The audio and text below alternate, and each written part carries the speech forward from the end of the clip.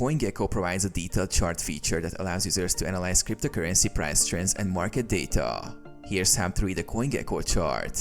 Access the CoinGecko chart. Visit CoinGecko.com and search for the cryptocurrency you're interested in. Select the desired coin to view its detailed chart.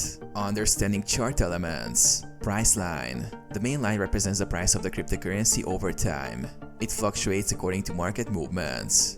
Time frame. You can select the time frame to analyze data over different periods. Volume. Below the price line, a bar chart shows trading volume.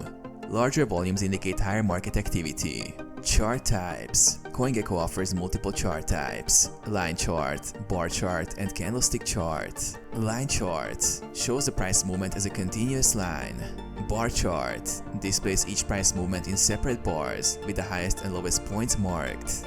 Candlestick chart provides more detailed data with open, high, low, and close prices represented by colored candlesticks. Key metrics. Open, the starting price at the beginning of the time frame. Close, the ending price at the end of the time frame. High, the highest price reached during the time frame. Low, the lowest price reached during the time frame.